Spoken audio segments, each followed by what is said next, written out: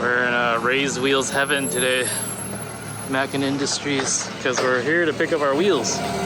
Our wheels finally came in, just a couple weeks too late, but it's fine because we had other options. But yeah, oh shit, we're gonna. Yeah. Wow.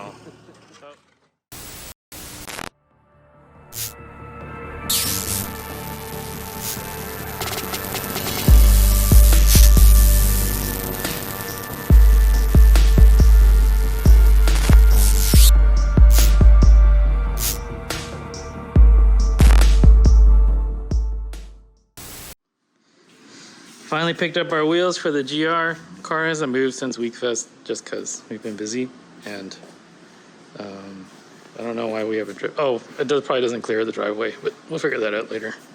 But for now, the wheels are here finally. Just a week short of hitting WeekFest LA, but it's okay because we have these wheels for the rest of the year and moving forward in the future. So let's see what they look like because we have no idea what they look like. These are like wheels that Mackin provided us, and all I know is that they wanted us to run the C28N Plus, which is their new CE, and we didn't get to choose the color, so hopefully it's not pink or something. Or like I'll return my now for the contract is pink. One's bronze, one's black, one's pink, one's yellow. Diamond dark what? Diamond dark gunmetal. Ooh, it's gunmetal. Don't they just look like the ZEs, but clean? Ooh, they're diamond, so they're like they got the bronzish gunmetal. They got a flake in them. Dude, in the video you can't tell at all, but it's actually a little bronze. It's got a very, it's got a slight bronze, like maybe it's just in the flake. Yeah, so that's why the camera doesn't capture it. Cause look, it looks blue in the video. Oh yeah, it does. Interesting. Sure, it's not the reflection of this cardboard. No, I think it's just a white balance. But yeah, it looks pretty good. All right. Nice deep hub. Knurled edges.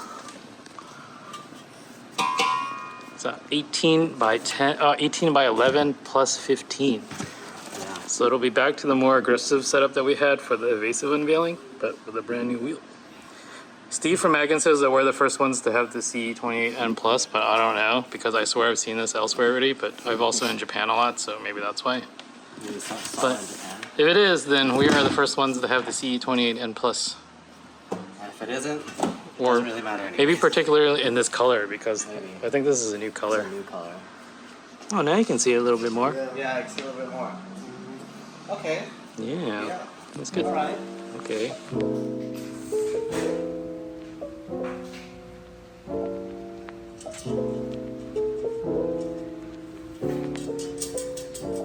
What's up, everybody? Welcome back to the Chronicles on YouTube. Today I'm going to be doing more work on the S2000. I got a lot of stuff planned for it. I don't know how it happened. For those of you guys that are new to the channel or haven't heard, I won an S2000 in a raffle like a couple months ago. Paid 50 bucks for a spot, won an S2000. Never wanted an S2000. I just thought the car looked cool and I was just messing around. So I was like, I'll buy a spot, you know? And then, you know, never expect to win these things. I got a phone call while I was in Japan. Like, the guy's like, hey, you won the S2000. And I'm like, what? Like, does this stuff actually happen? So regardless, I picked up the car. It is legit. I own the car now. The car is titled to me. And these things just kind of snowballed from there. Like, I wanted to switch up some stuff on the car, make it look a little bit more cool. Like, give it my own personal touch because obviously the car's built already. Originally, it started out as like a weekend track car owned by two brothers. Like, one of the brothers owned it and then the other brother took over afterwards. It was a weekend track car, fully set up for track, has spherical suspension, spoon rigid collars, has a bunch of crazy stuff, has Wilwood big brakes.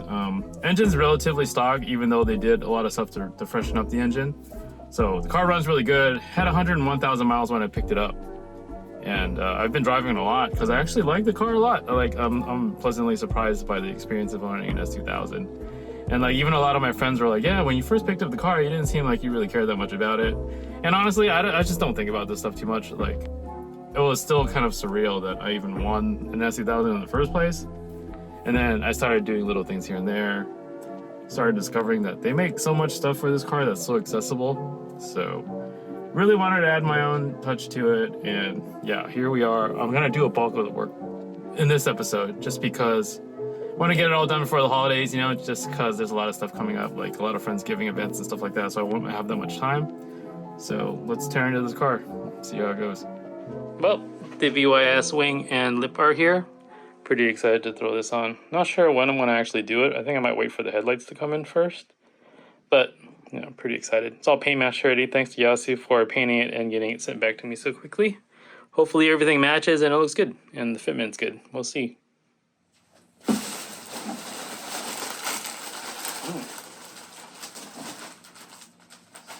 Speed the wing.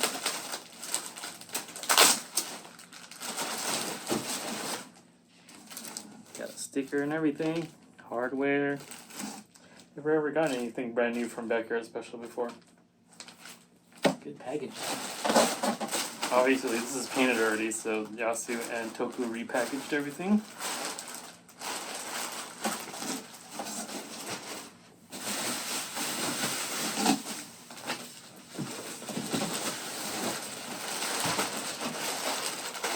This is probably the front lip right here. Ooh, also comes with another sticker.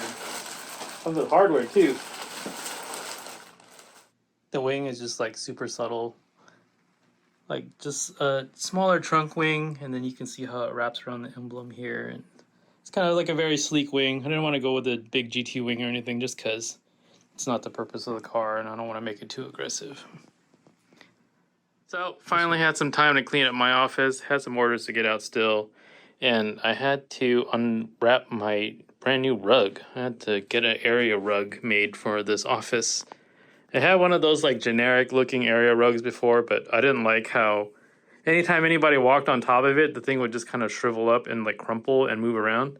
So I went and ordered some rugs for myself instead, and they're actually pretty nice.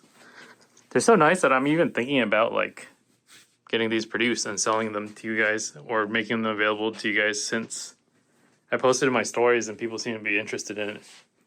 Love the detail. It's just a photo that I took. I'm still waiting for it to de-wrinkle. I gotta let it sit for a while. Maybe I gotta heat it up or something with a steamer, but anyways. Here is my front lip and wing. I unboxed it. I didn't bother keeping the box or anything just because I didn't have much space in my office since I still had to get all this stuff done. There's actually 2 rugs actually. It's going off on a tangent here, but I haven't decided which one I'm going to keep in the front yet, but they're both really nice. But I'm going to install my rear wing right now and then see how the front lip fits. I've had a lot of comments on my Instagram of people telling me that the Backyard Special lip doesn't fit very well, and I'm kind of worried about it now. They said like the ends here like don't really mount that well, or they're kind of tight or too tight where they don't fit. So I'm going to try to mock it up and see how it fits before I actually go and install it. I actually want to wait for my headlights to come in so I can do it all at once, since I have to take the front end apart and take the fenders off and stuff to get to the headlights. So hopefully the headlights come by the end of the week. I'm still waiting for them. I think they're like in customs right now or something. But this is what the front lip looks like. It's all paint matched and everything. It looks great. And as you can see from the fuel lid, it seems like everything matches really well. So we'll see. I'm going to throw the wing on right now, though, just because I have some time and the car's already inside the shop. So let's see how it goes. The main thing I got to figure out, first of all, is how to get the rear wing off. The OEM rear wing, and then the rear spoiler from BYS actually eliminates the third brake light. So I'm not going to have a third brake light anymore. I don't know how I feel about that, but it should be okay. Hopefully the wing fits better than the front lip supposedly doesn't fit. So we'll see. But let's tear this thing apart. Let's see, it doesn't look too difficult. Looks like there's a bolt there. Probably a couple bolts under there. I wonder if there's like crazy adhesive or anything holding it in place. There's another bolt right there. Shouldn't be too bad. And then it's like getting rid of the third brake light too, so I gotta unplug that. But yeah, maybe like take me 30 minutes. Okay, so the spoiler is off now, but as you can see, it's kind of grimy. So before I try to mount that wing, I'm gonna clean up this area and try to make it look a little bit more decent. Okay, so this is the wing mocked up. It looks pretty good, exactly how I want it to be, but there's only one problem. I think many of you guys that own S2000s will probably already see what the problem is. just by seeing what wing I had on the trunk before. I guess that's like an AP2 rear spoiler, and the AP2 rear spoiler has 2 extra holes on the end of the trunk. So the wing doesn't cover up the holes, which is very annoying because that means I now need to find another trunk, or I need to patch those holes and get the trunk painted again to match the car. But since this car has been repainted, finding another trunk with no holes is pointless anyways because the paint's not gonna match. So I gotta make a decision now whether to just like patch that hole or get a carbon fiber trunk and then get it painted to match, because I have to paint the trunk anyways, and not patch the holes, and then just rock a carbon trunk that's painted so I can rock this wing, or I can just patch the hole and get the trunk painted. So I'm gonna talk to Yasu right now and see if there's a solution that he wants to come up with, because he can also give me a carbon trunk over there and get it painted and sent here for the same price as it would cost for me to just buy a carbon trunk here, unpainted. So I'm not really sure what to do. I know the car is supposed to be not perfect and raw and a little rough around the edges, and it's supposed to be a fun car, but the holes kind of bother me, and even if I covered it, you'd notice that there's a hole there. And what I also don't like is that the OEM AP2 wing has kind of left a stain on this trunk already, so doesn't look great. So I think I'm leaning towards getting another trunk, but since I already went through the effort of putting this wing on, do I just keep it on for now? It does need to be adhered to the trunk, even with the 4 bolts holding it in place. They kind of recommend that you run it with the adhesive on the back. But since I'm switching trunks, do I just put the OEM wing back on until I figure out a solution? Brand new EDM headlights finally showed up. I think it took like 29 days for them to get from Poland, but finally they're here. Pretty excited to open them up and then try to throw them on sometime this week. I already did the rear wing yesterday and the whole debacle with the trunk holes and everything, so not super motivated to work on the car right now, but I'll get back to it. Also, check out this handy vac, or carpet steamer, because now I need to keep this clean, this fancy carpet, and then I think it'll help get the wrinkles out because it's got a heater on it, so maybe soaking it in the heating it will help straighten it out. But headlights, vacuum cleaner, front lip, spoon wipers, all happening. Damn, look at that. Amazing. Anytime you get a new vehicle, you gotta get brand new OEM headlights. Those are the rules. It's about midnight now, after the Dodgers won the World Series. Did some celebrating, had some dinner with friends, and back to work on the S2000. Got the front bumper off. Actually took the OEM front lip off first. I just wasn't looking, so just randomly unscrewing bolts under the bumper, and actually made it a lot easier for the bumper to come off. Bumper comes off pretty easy, actually. Very surprised. I thought it'd be a pretty complicated process because sometimes cars can be a little difficult, but this one was really easy, actually. Probably took like 10 minutes, 15 minutes. When I originally posted that I had a backyard special front lip, immediately a bunch of S2000 guys were like, yo, this lip does not fit. And it was probably more than about 5 people. I didn't even know people run this lip still. But everybody was saying that the lip fits terribly, and like it doesn't fit along the corners and the edges and stuff. But I noticed that when we ordered the front lip this time, it was all made to order, which means that they either updated the mold or they fixed whatever the issue was in the past, or people were just buying BOIS lips that had been sitting for a very long time. So like they might have like changed shape over time from heat or whatever, because the lip that I got fits absolutely perfectly. And I'll show you right now, because I'm actually very surprised how well it fit. It's like super snug. Everything slid right into place, and like, honestly, probably don't even have to bolt it in or anything. I think it'll stay in place. This is just a quick mock-up. I use a cardboard box to kind of elevate the bumper because I don't have one of those like tray things that hold body panels up. I don't work on cars that often, not gonna lie. But this is what I have, and look at how well the lip fits. I gotta clean up the bumper still because it has the dirt in the line from the previous OEM lip, but you guys can get a pretty good idea of what the lip looks like. Everything fits super snug, and like, it didn't take that much maneuvering to get it to fit, and pretty stoked about it. Unlike the wing and the random trunk holes that I have now, this actually went on pretty well. You can see the bumper is also not perfect, but the car's not supposed to be perfect either, and pretty stoked about this lip. I just worry now that I'm going to destroy this thing because my car is pretty low, and if the rock chips aren't going to destroy it, then the driveways will. But I'm going to try to see how much clearance I have, and we'll go from there. Headlights are off now. I'm going to call it a night and take off all the bulbs and all the HID stuff and swap the ballast over to the new headlights tomorrow, and then throw them back on the car. Everything's pretty simple in this car, surprisingly. So far, so good.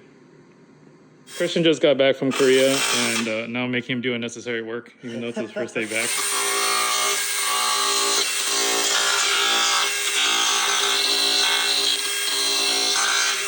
My bumper is mounted to the trash can because I'm trying to mount a billion ducks to it.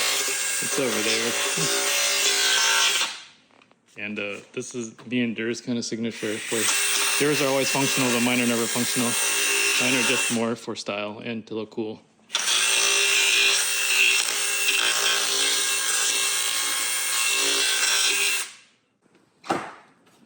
There you go. Pretty close. Just need to smooth that out a little bit. Yeah, it looks cool in there. Just to make the one side bigger. This is actually Dur's old one off his old car. Oh, nice. Yeah. He ended up using a new one. So. Just have to go straight. You start off with a straight hole, then you oval it out to turn it straight with the front of the car. A little bit more. Just a little bit there. Good thing you're doing this. I would have just cut that shit right in the middle. I wish I just had the holes all the right size. That would have been one time done. Yeah, much easier. But this is fine. Yeah, that's about right. Right. Could go a little bit more because right now, if this is here, then the duct is still doing a little bit of that. So I can oval it out a little bit more, and it'll turn it a bit. Just a little bit more. Getting this lip mounted now on top of this cardboard box because the bumper still needs a bit of flexibility just to get the lip onto it, and there's no clear instructions on where the lip is supposed to stop, so we're just kind of eyeballing it, and so far it looks okay because the original photo, it's on a white car, so like you can't really see the body line and stuff. I think we got it. If not, nobody will know the difference.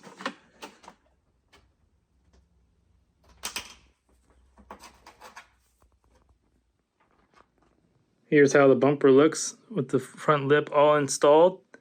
Everything's all mounted up, secured, and ready to go back on the car. I just have to get the headlights back on and then should be able to throw this back in pretty soon.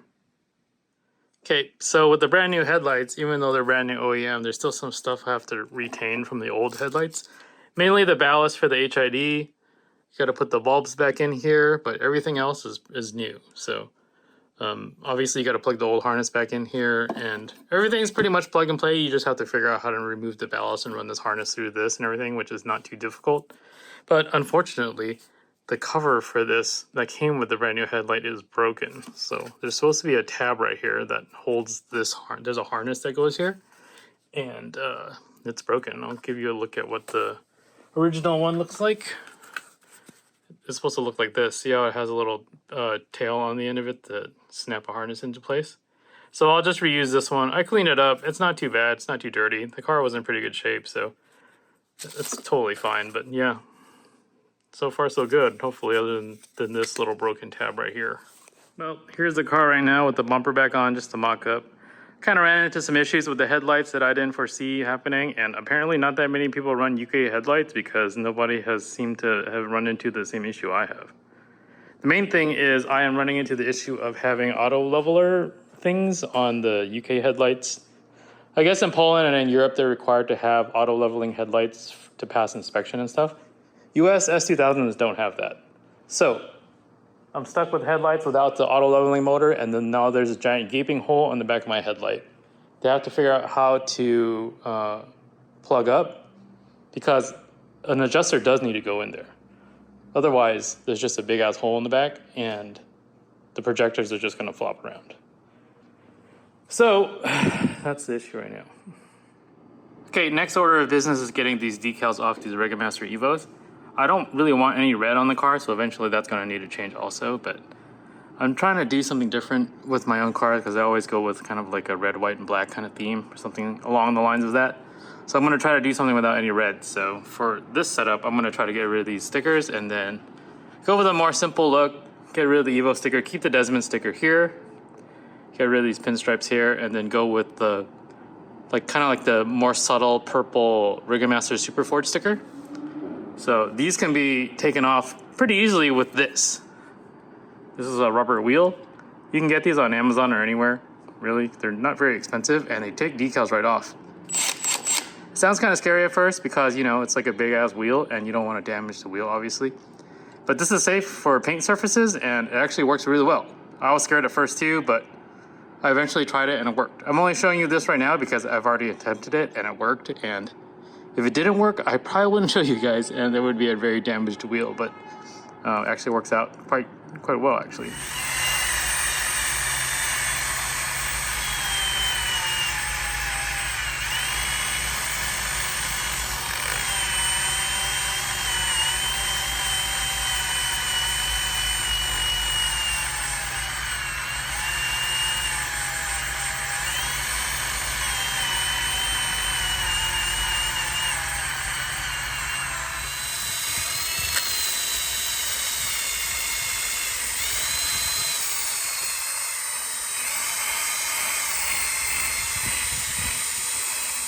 Takes a couple of minutes, but it's all clean. Again, safe for paint surfaces, and like I said, I'm gonna keep the Desmond sticker. I'm gonna get rid of the Willwood brakes too. I'm probably gonna just go with spoon brakes later on. But first things first is getting these red decals off the wheels.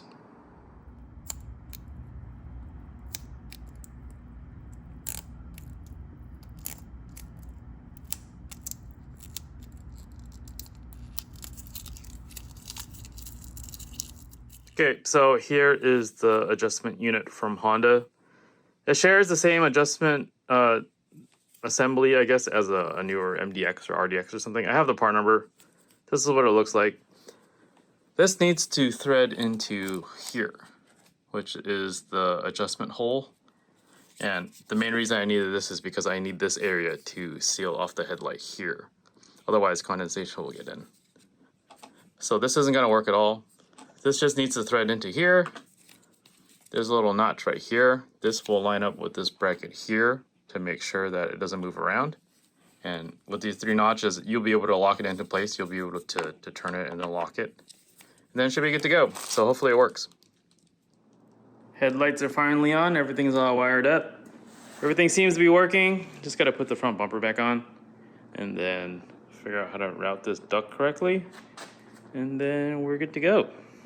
Car's finally back together. Pretty stoked to see how it's gonna look outside with the clear headlights and everything. Here's the finished product. Finally got the headlights on. Everything works now. I just need to aim the passenger side headlight because it's kind of aimed towards the ground. I need to get an extremely long screwdriver for that. But other than that, yeah, this is how the car looks now. Brand new backyard special front lip. Euro EP1 headlights with the clear turn signals. Got the Shift Sports hood that I've had. OEM hard top. Went and took all the decals off the Rigamasters other than the Desmond logo, and then I added that Rigamaster Superforge decal, which is like nice and subtle. It's more of a subtle look that I was going for. Didn't want any red on the car, so again, yeah, the brakes are gonna come off eventually. But I like the wheels like this. It's such a much more subdued look and nice and simple. I've been driving the car around all weekend. I went to San Diego to attend the Auto Fashion event, so it's kind of dirty now, but you get a good idea of what the BYS wing on the back looks like too. Nice, sleek look, you know? JDM AP1 taillights. Yeah. Car is pretty much exactly how I wanted it now. This is how I envisioned it when I wanted to restyle it after I got the car from the raffle, and yeah, super stoked about it now. Couldn't be happier, and the car drives amazing, and this thing has just been so much fun that like I didn't expect to like it this much, honestly, and now I'm just having so much fun with it. Yeah, it looks so much better without the decals on the wheels. I appreciate the Rigamasters in their original form, but like for this car, I just felt like this is just a much simpler look, you know? Christian helped me add this billion duct. We cut the bumper out. He managed to get it mounted all up there and like level with how the bumper is supposed to look, so that the duct isn't like aimed any kind of weird direction or out this way, since the bumper curves out, you know? I love it. I ran a duct in there too. So there's a tube in there that's actually pretty functional. It runs up to the intake area up here. And yeah, just so another one of the signature touches that me and Dura like to do to our Hondas and most of our other cars. I have one on my IS too, so this is how the car's gonna be for pretty much the extended period of time until I figure out what else I want to do. But I don't really want to spend that much more money on it, because this was an unexpected surprise to have this car, but also a lot of unexpected expenses. So after I installed the headlights, I noticed that the beam pattern was really off, and I wanted to make sure that the adjustment screws still worked, even though these headlights are supposed to have auto adjusting like motors, I guess you can say. But since the US cars don't have the provision to have it wired up, you gotta adjust it manually. So I had to use a screwdriver and then like shove it in this hole here, and the adjustment is over here. So I think I adjusted it, and I think I got it working, because the beam is exactly how it's supposed to be now. It has a proper cutoff for left-hand drive. If it was right-hand drive, the pattern would be the other way. So the high point would be the other direction. So this would be lower than this line here.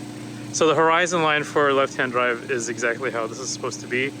And then I made sure to line up the top beam pattern on both headlights so that it lines up this way.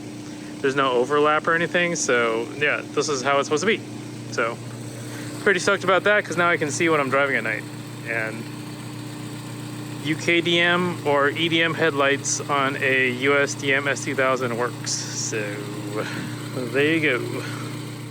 One more thing I'm planning to do is put a steering wheel on the car, since it still has a stock steering wheel. Kind of want to go with something a little bit more stylish and stuff, so I got myself a personal wheel. This is a personal Grinta Black Edition, I think it's called. I don't know what the actual name is, but oh, here we go.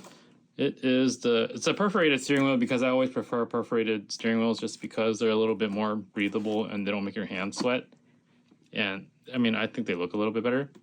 But this one is a Grinta 35. It's got black stitching, so there's no color on this wheel, which I prefer, because like I said before, I wasn't trying to like go with like multiple colors as accent choices, and I wanted to go with a more neutral look to the car instead of using red like I normally do on all my other cars.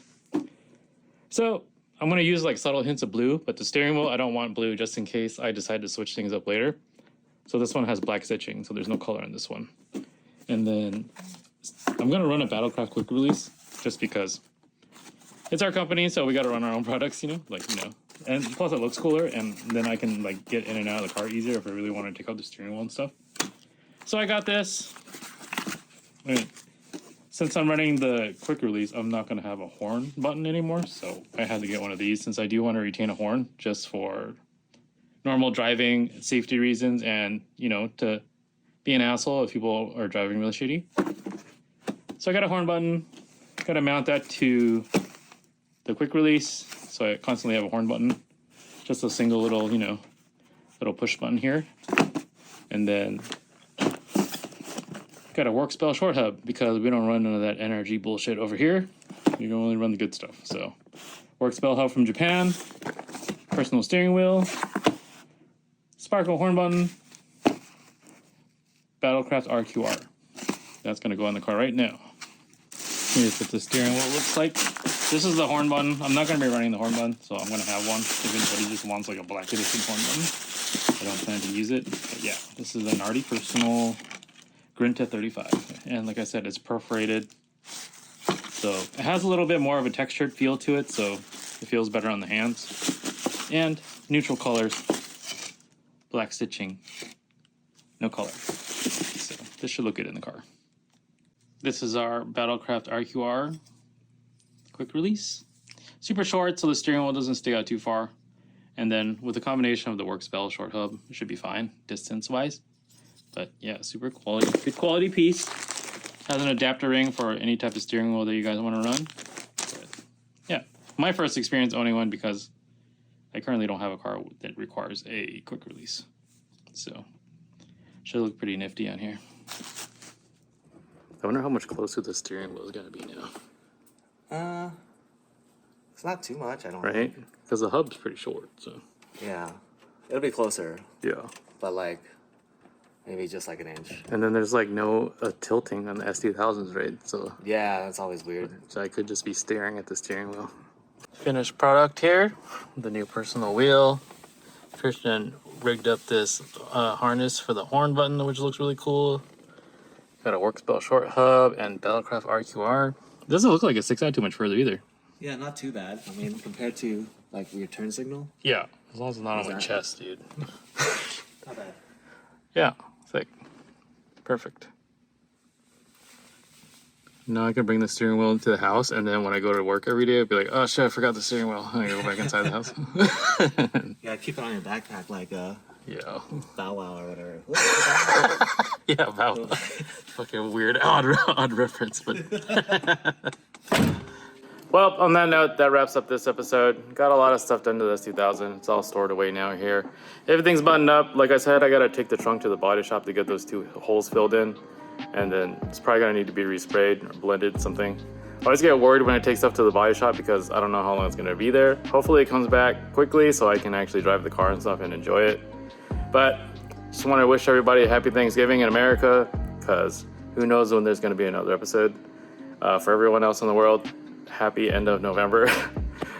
That's all for today, guys. If you like the video, subscribe, like, do whatever you want. Enjoy the cars, enjoy the content. Thank you for watching, and see you later.